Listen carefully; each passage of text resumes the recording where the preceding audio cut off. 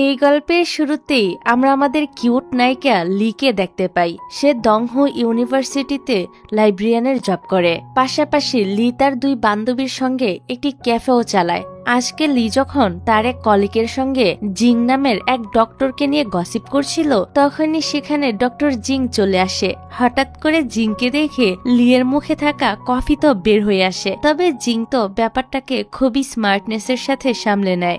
এই জিং হলো একজন ডেন্টিস্ট, তবে দেখতে খুবই হ্যান্ডসাম আর ভালো ডক্টর হওয়ার জন্য দংহো ইউনিভার্সিটিতে সে অনেক বেশি পপুলার। তারপর লিয়ের বেস্ট ফ্রেন্ডকে দেখানো হয়। এই মেয়েটির নাম ছিল মাহি। সে একজন সোশ্যাল মিডিয়ার ইনফ্লুয়েন্সার। তাদের ক্যাফেতে কাজ করা আরেকটি মেয়ে যার নাম দুদু, সেও তাদের কাছে আসে।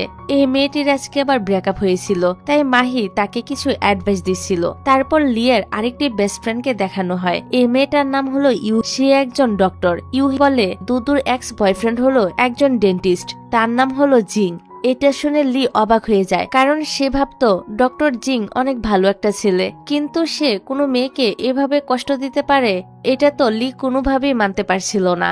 যাক, তারপর লি যখন বাড়িতে আসে তখন সে দেখে তার বাসায় আজকে তার মা এসেছে। আসলে লি এ বাসায় একাই থাকতো, আর আজকে তার মা তার সঙ্গে দেখা করতে এখানে এসেছিল। মা বলতে থাকে, তোমার 26 বছর হয়ে গিয়েছে, কিন্তু এখনো পর্যন্ত একটা বয়ফ্রেন্ড জোগাড় করতে পারলি না। লি বলে, মা এখনো অনেক টাইম আছে, সময় হলে ঠিকই বয়ফ্রেন্ড বানিয়ে নিব। কিন্তু মা তো লিয়ের কোনো কথাই শোনে না। সে লিকে এখনই বয়ফ্রেন্ড খুঁজতে বলে। এখানে মা লক্ষ্য করে লিয়ের দাঁতগুলো অসমান। তিনি ভাবে এই দাঁতের জন্যই হয়তো কোনো ছেলে এখনো পর্যন্ত লিকে পাত্তা দেয়নি। তাই লিয়ের মা তার দাঁতগুলো ঠিক করার জন্য তাকে ধরে বেঁধে জোর করে একটি ডেন্টিস্টের কাছে নিয়ে আসতে থাকে। তখন লি দুদু আর জিংকে একসাথে দেখতে পায়। দুদু তখন কান্না করছিল, তাই লি ভাবে এই জিংই হয়তো দুদুর বয়ফ্রেন্ড, কিন্তু এমন কিছুই না। দুদু হলো জিং এর স্টুডেন্ট, আর দুদুর বয়ফ্রেন্ডও জিং এর স্টুডেন্ট ছিল। তারপর লিকে ডক্টরের কাছে নিয়ে আসা হয়। চেক আপের পর ডক্টর বলে তার 4টা দাঁত তুলে ফেলতে হবে।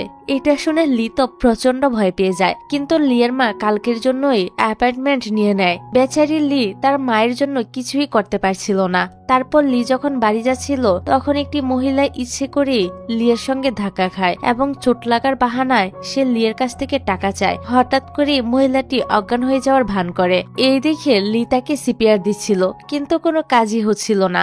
তখনই সেখানে জিং আসে। সে মহিলাটিকে সিপিআর দেয় এবং অ্যাম্বুলেন্স ডাকে। মহিলাটিকে অ্যাম্বুলেন্সে তোলার সময় সে বলতে থাকে, এই মেয়েটি আমাকে ধাক্কা দিয়ে ফেলে দিয়েছে।